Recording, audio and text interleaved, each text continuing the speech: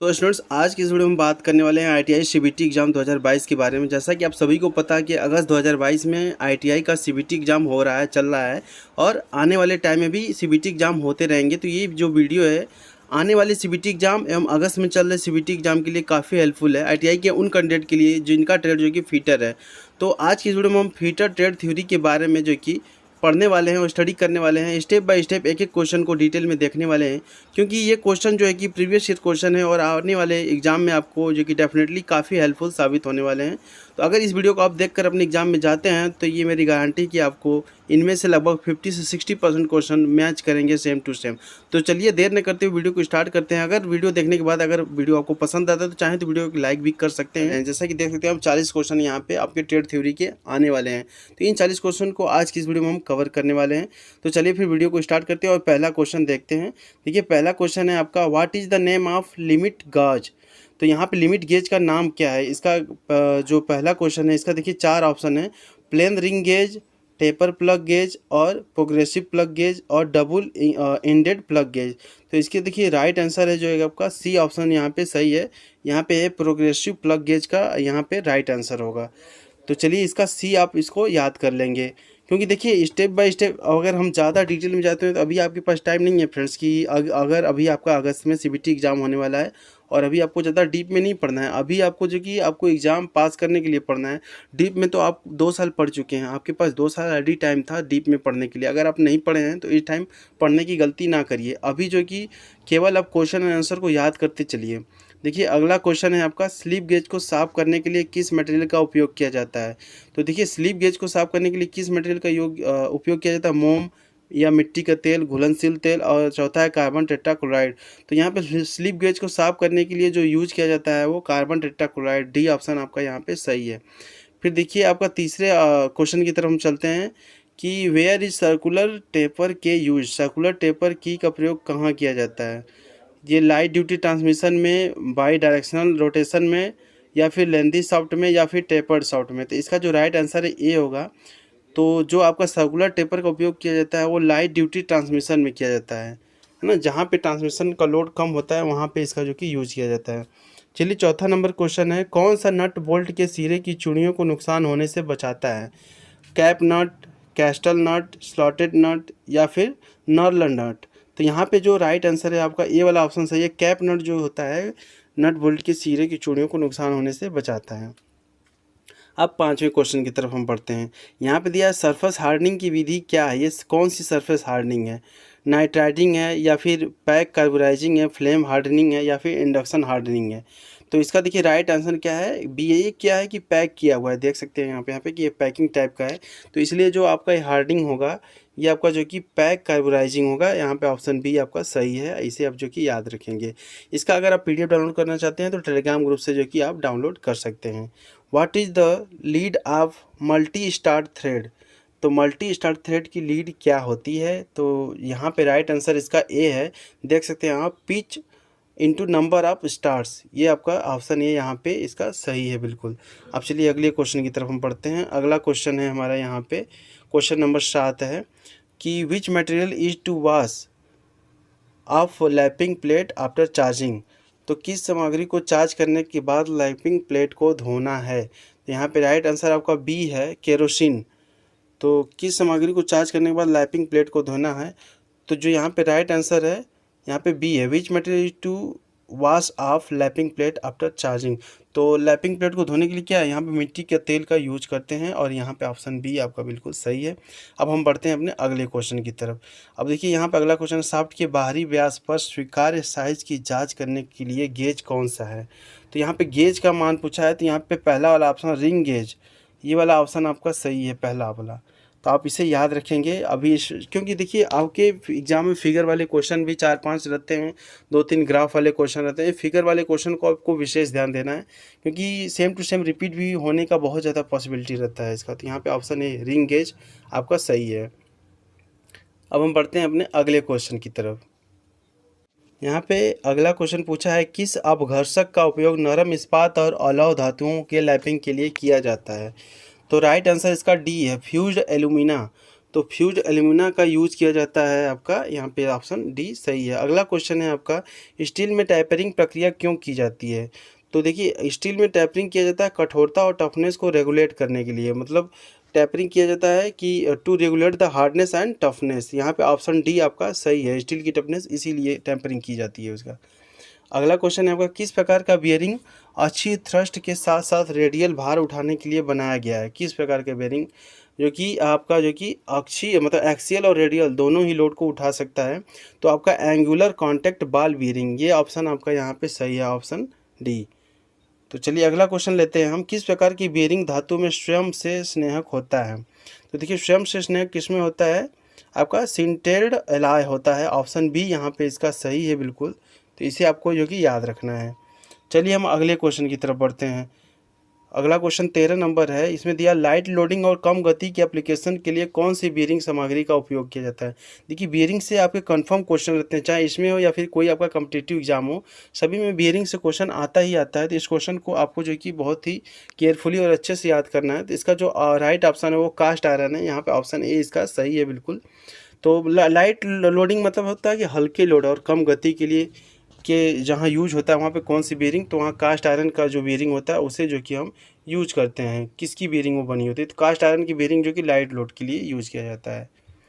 देखिए what is the name of washer, इस washer का नाम क्या है? तो यहाँ पे इस वाशर का नाम क्या है? इंटरनल एंड एक्सटर्नल वाशर, ये दो जो कि दोनों टाइप का वाशर है। तो यहाँ पे ऑप्शन सी आपका सही है। अगला क्वेश्चन है question number 15, what is the name of part marked as X? तो एक्स के रूप में जो चिन्हित है उस पार्ट का नाम क्या है? यहाँ पे यही पूछा है आपसे। देखिए एक्स के रूप में जो चिन्हित है उसका जो कि राइट आंसर क्या है? डी, बाल सेपरेटिंग गेज है ये एक प्रकार का गेज है, लेकिन ये कौन सा गेज है? इनर मतलब आपका क्या है? ये बाल सेपरेटिंग गेज है। तो चलिए हम अपना 16 नंबर क्वेश्चन को करते हैं, किस बेरिंग की उसमें चालकता या थर्मल कंडक्टिविटी कम होती है? ये देखिए काफ़ी अच्छा क्वेश्चन है। ऐसे ही क्वेश्चन आपके जो आप कॉम्पिटिटिव एग्जाम देते हैं तो उसमें आपका जो है कि आता है क्वेश्चन। तो देखिए यहाँ पे क्वेश्चन नंबर डी, किस बेरिंग की उसमें चालकता कम होती है? तो लेमिनेटेड जो कि फेनोलिक्स, ये लेमिनेटेड फेनोलिक्स है, इसी की जो कि उसमें चालकता या इसे कहें थर्मल कंडक्टिविटी ये कम होती है। तो ऑप्शन डी इसका सही है। अगला क्वेश्चन है आपका, 50 mm से 150 mm व्यास की पाइप को इकट्ठा या विघटित करने के लिए प्लम्बर टूल का नाम क्या है? तो यहाँ पे जो प्लम्बर टूल हम यूज करेंगे वो है चेन पाइप रेंच यूज करेंगे। चलिए अगला क्वेश्चन लेते हैं हम। अगला क्वेश्चन है आपका, what is the name of part marked as X? यहाँ पे जो एक्स के रूप में चिन्हित किया गया है यहाँ पे आप देख सकते हैं कि ये वाला जो पार्ट इसका नाम क्या है? तो देखिए इस वाले जो पार्ट का नाम आपका है ये कटर व्हील है आपका, है ना, जिससे काटा जाता है। तो यहाँ पे इसका जो कि ऑप्शन ए आपका सही है। अब देखिए अगले क्वेश्चन की तरफ हम पढ़ते हैं, पाइप के कार्यों में एल्बो और बैंड का जो कोण होता है एल्बो और बैंड के बीच में वो कितना होता है? तो देखिए इसमें जो कि या तो 90 डिग्री रहता है या तो 45 डिग्री रहता है। तो यहाँ पे ऑप्शन ए जो कि आपका सही है। अब देखिए अगला क्वेश्चन हम लेते हैं, what is the radius size of long radius elbow? जो लॉन्ग रेडियस एल्बो के लिए त्रिज्या साइज क्या होता है ना? तो यहाँ पे ऑप्शन बी है आपका, पाइप के बोर के 1/1/2 मतलब 3/2 हो जाएगा, 1/1/2 का मतलब है ना। तो यहाँ पे ऑप्शन बी आपका सही है इसका। आई होप को वीडियो समझ में आ रहा होगा। वीडियो समझ में आया तो इसे आप लाइक करके बता भी सकते हैं, और अच्छा लगे तो चाहें तो आप इसे अपने फ्रेंड के साथ भी शेयर कर सकते हैं। देखिए अगला क्वेश्चन है आपका, अगला क्वेश्चन है क्वेश्चन नंबर 21 आपका, what is the name of jig? इस जिग का नाम क्या है? तो देखिए ये जो जिग है आपका, ये आपका टर्न ओवर जिग है। इसका जो ऑप्शन आपका सी है वो बिल्कुल ही सही है आपका। चलिए हम अगले क्वेश्चन को लेते हैं। देखिए जिग जिग वाला कॉन्सेप्ट भी बहुत ही इंपॉर्टेंट है, इसे भी आपको जो कि आपको याद रखना है, क्योंकि इस टाइप के ही क्वेश्चन आपके कॉम्पिटिटिव एग्जाम में भी पूछे जाते हैं। तो ये वाला क्वेश्चन आपका बहुत ही इंपॉर्टेंट है। चलिए हम अगले क्वेश्चन को लेते हैं। देखिए अगला क्वेश्चन है, फिक्सर में उपयोग किए जाने वाले सेटिंग ब्लॉक का उद्देश्य क्या है? तो उसका क्या उद्देश्य होता है? कटर से संबंधित स्थिरता और काम की स्थिति। तो ऑप्शन डी इसके लिए जो कि आपका सही है। चलिए हम अगले क्वेश्चन को लेते हैं, what is the colour of aluminium metal? Aluminium metal का कलर कैसा होता है? तो एल्युमिनियम मेटल जो होता है वाइटिश ग्रे कलर का होता है। तो इसलिए ऑप्शन सी आपका यहाँ पे सही है। चलिए हम अपने अगले क्वेश्चन की तरफ बढ़ते हैं, बेल्ट ड्राइव में एक्स के रूप से चिन्हित भाग का नाम क्या है? एक्स के रूप में क्या है ये? तो ये आपका जॉकी पुली है। देखिए बेल्ट ड्राइव जो ड्राइव वाला कॉन्सेप्ट है, ये भी इससे भी आपके कंपटीशन एग्जाम में बहुत क्वेश्चन आते हैं, इसलिए आपको ड्राइव वाला कॉन्सेप्ट भी बहुत अच्छे से याद रखना है। कितने टाइप के ड्राइव होते हैं, बेल्ट ड्राइव, पुली ड्राइव, तो इस तरीके से आपको याद रखना है। इसका ऑप्शन यहाँ पे डी होगा। चलिए हमारे पास ज़्यादा टाइम नहीं है, हम अगले क्वेश्चन की तरफ बढ़ते हैं। अगला क्वेश्चन है आपका, कौन सा अयस्क एल्युमिनियम का निष्कर्षण है। तो देखिए एल्युमिनियम का जो कि पूछा है कि अयस्क जो ऐसा कौन सा अयस्क है जो एल्युमिनियम से मिलता है। तो यहाँ पे देख सकते हैं कि एल्युमिनियम का निष्कर्षण क्या है, यहाँ पे बॉक्साइड, ऑप्शन डी आपका सही है। और ये पायराइट, गैल्ना ब्लेंड, ये सब जो कि अलग अलग धातु के निष्कर्षण हैं। ठीक है, अगले क्वेश्चन की तरफ बढ़ते हैं। Question number 26। क्वेश्चन नंबर 25 भी आपका बहुत ही इंपॉर्टेंट क्वेश्चन है। ऐसे क्वेश्चन आपके कई जगहों पे देखने को मिलते हैं, कंपटीशन एग्जाम से लेकर जीके में भी ये क्वेश्चन आपका आता है। क्वेश्चन नंबर 26, किस अयस्क से सीसा धातु उत्पन्न होती है। तो देखिए सीसा धातु जो गैल्ना धातु से उत्पन्न होती है, ये बहुत ही इजी क्वेश्चन है। आई थिंक कि सभी स्टूडेंट्स ये जानते होंगे कि सीसा जो कि गैल्ना धातु से उत्पन्न होती है। 25 और 26 दोनों ही आपके इंपॉर्टेंट क्वेश्चन हैं। अब देखिए अगला क्वेश्चन हमारा यहाँ पे है, दो मैटिंग गियर पर काल्पनिक सर्कल कौन सा है। क्वेश्चन नंबर 27 है, इसका ऑप्शन बी यहाँ पे सही है, पिच सर्किल।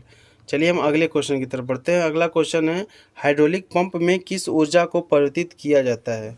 तो हाइड्रोलिक पंप में क्या होता है, मैकेनिकल एनर्जी को जो है कि आपको हाइड्रोलिक एनर्जी में जो कि कन्वर्ट किया जाता है। हाइड्रोलिक क्या होता है कि हाइड्रोलिक एनर्जी में कन्वर्ट कर देगा, लेकिन किससे करता है, मैकेनिकल एनर्जी को जो कि ये हाइड्रोलिक एनर्जी में कन्वर्ट करता है। थर्मल एनर्जी ये भी गलत है, इलेक्ट्रिकल टू हाइड्रोलिक ये भी गलत है, pneumatic energy to hydraulic energy ये भी गलत है। तो ये मैकेनिकल एनर्जी को हाइड्रोलिक एनर्जी में कन्वर्ट करता है। ये भी क्वेश्चन आपका बहुत ही इंपॉर्टेंट है। अगले क्वेश्चन की तरफ बढ़ते हैं। एक तरह से प्रवाह तंत्र वाल्व में एक्स के रूप में चिन्हित भाग का नाम क्या है। तो इसमें पूछा है कि यहाँ पे जो एक्स के रूप में चिन्हित किया गया है इसका नाम क्या है। तो देखिए इसका जो नाम है फ्रेंड्स, इसका राइट आंसर ये है, ए नंबर ऑप्शन आपका सही है, थ्रॉटिंग स्क्रू। तो ये एक तरह का स्क्रू है, लेकिन उसका नाम क्या है, थ्रॉटिंग स्क्रू होता है। चलिए हम बढ़ते हैं अपने अगले क्वेश्चन की तरफ। देखिए अगला क्वेश्चन है, एसआई इकाई में प्रेशर की इकाई क्या होती है। तो प्रेशर की इकाई सभी लोग जानते हैं, बहुत ही सिंपल है। आप इसका जो कि आंसर कमेंट बॉक्स में ज़रूर बताएं। वैसे मैं यहाँ पे बता दे रहा हूँ कि प्रेशर की इकाई जो होती है पास्कल। यहाँ पे ऑप्शन बी आपका सही है, जैसा कि आप यहाँ पे देख भी सकते हैं। देखिए अब है, किस नियम में कहा गया कि एक तरल पर डाला गया द्रव दबाव सभी दिशाओं में समान रूप से प्रसारित होता है। तो ये बायल का नियम है, या फिर पास्कल का नियम है, या फिर हुक का नियम है, या आर्किमिडीज सिद्धांत है। तो ये देखिए पास्कल का नियम है, ये यहाँ पे ऑप्शन बी आपको याद रखना है। चलिए अगले क्वेश्चन की तरफ बढ़ते हैं। क्वेश्चन नंबर 32 है, सब देखिए साइंस के क्वेश्चन है, फिजिक्स के। देखिए हाइड्रोलिक सिस्टम में कौन सा वाल्व ऑरिफिस या रेस्पिरेटर है। तो यहाँ पे देखिए option A flow control valve, ये आपको याद रखना है, इसका ऑप्शन ए सही है। अगले क्वेश्चन की तरफ हम बढ़ते हैं। देखिए अगला क्वेश्चन नंबर 33 है, what is the name of symbol marked as X. X के रूप में जो सिंबल है इसका नाम क्या है। तो देखिए इसका जो चिन्ह होता है, ये schedule for frequency other than above. तो यहाँ पे ऑप्शन डी जो है कि यहाँ पे आपका सही है, बिल्कुल है ना। तो चलिए हम बढ़ते हैं अपने अगले क्वेश्चन की तरफ। अगला क्वेश्चन है, गैर संक्षारक प्रभाव प्राप्त करने के लिए पानी में घुलनशील तेल का अनुपात क्या होता है। देखिए पानी में घुलनशील तेल का अनुपात जो होना चाहिए 1:20 के रूप में होना चाहिए। ऑप्शन डी यहाँ पे सही है, ये क्वेश्चन आपको याद रखना है। देखिए अगला क्वेश्चन है आपका, कौन सी गुण यह बताता है कि स्नेहक का तापमान डालते समय स्वतंत्र रूप से प्रवाह करने में सक्षम है। तो देखिए ऑप्शन सी पोर पॉइंट जो होता है वो यहाँ पे आपका सही है। चलिए हम लेते हैं अपने अगले क्वेश्चन नंबर 36 को। देखिए नातेदार चेन ड्राइव का मुख्य लाभ क्या है, what is the main advantage of toothed chain drive. तो इसका ऑप्शन बी यहाँ पे सही है, provide noiseless and uniform drive. तो ये क्या होता है, नॉइजलेस ऑपरेशन मतलब शोर नहीं होता है इसमें, और यूनिफॉर्म मतलब एक समान ड्राइव मिलता है। यूनिफॉर्म मतलब एक समान, नॉइजलेस मतलब शोर रहित। तो इसका ऑप्शन बी यहाँ पे आपका सही है। चलिए अब हम बढ़ते हैं अगले नंबर 37 की तरफ। दूरस्थ स्थान और ऑफ साइड के लिए किस किस क्रेन का उपयोग किया जाता है। तो ट्रक माउंटेड क्रेन का उपयोग आपका किया जाता है। दूरस्थ स्थान बहुत ज़्यादा दूरी हो, और ऑफ साइड मतलब कि आपका बहुत ज़्यादा आउट एरिया में हो, तो वहाँ के लिए ट्रक माउंटेड क्रेन का यूज़ किया जाता है।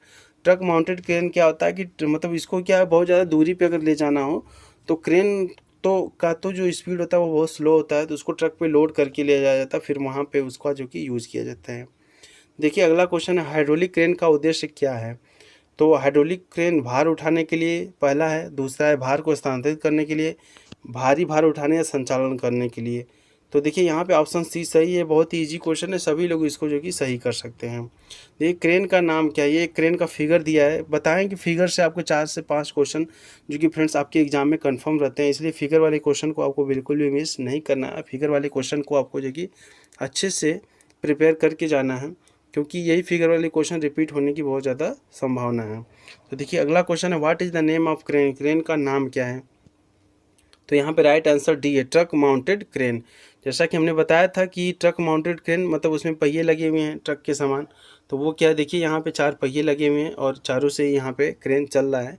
तो यहाँ पे ऑप्शन डी आपका सही है। चलिए हम अगला नंबर लेते हैं और फ्रीटर ट्रेड थ्योरी का ये अंतिम क्वेश्चन है, यहाँ पे क्वेश्चन नंबर 40। तो इसको हम जो कि ले लेते हैं यहाँ पे क्वेश्चन नंबर 40 को। इसके बाद देखिए फ्रीटर ट्रेड थ्योरी के क्वेश्चन ख़त्म होते हैं। तो यहाँ पे देखिए क्वेश्चन नंबर 40 है, मशीनों के लिए फाउंडेशन बोल्ट क्यों आवश्यक है। तो देखिए मशीनों के लिए फाउंडेशन बोल्ट का बहुत ज़्यादा इंपॉर्टेंस होता है। तो इसमें देखिए मशीन को मजबूती से पकड़े रहता है, इसलिए हम फाउंडेशन बोल्ट यूज करते हैं। और कंपन निरीक्षण करने के लिए ये नहीं है, उत्पादन में सुधार के लिए ये भी नहीं है, मशीन को शिफ्टिंग से बचाने के लिए ये भी नहीं। तो ज़्यादा जो सही ऑप्शन है इसमें ऑप्शन बी है ना, होल्ड मशीन फॉर्मली, मतलब दृढ़ता से वो पकड़ा रहता है। अगर फाउंडेशन नहीं दिया जाएगा मशीन का तो मशीन जब चलेगा तो उसमें वाइब्रेशन होगा, कंपन होगा, तो मशीन क्या है कि अपनी जगह से हिल डुल सकता है या फिर गिर भी सकता है या मशीन क्षतिग्रस्त भी हो सकता है। इसलिए हम फाउंडेशन उसमें अच्छे से देते हैं उसको, ताकि वो अपने जगह पे अच्छे से रहे और वो वाइब्रेशन ना करे। तो आई होप फ्रेंड्स आपको वीडियो पसंद आया होगा। अगर फिर भी आपका क्वेरी है या कोई फिर कमेंट है तो उसे आप कमेंट करके बता दें, मैं जो कि हर एक आपके प्रश्नों का जवाब देने का कोशिश करूँगा। अगर ये वीडियो जो थोड़ा भी अच्छा लगा है तो आप चाहें तो इसे एक लाइक करके आप मेरा मोटिवेशन बढ़ा सकते हैं।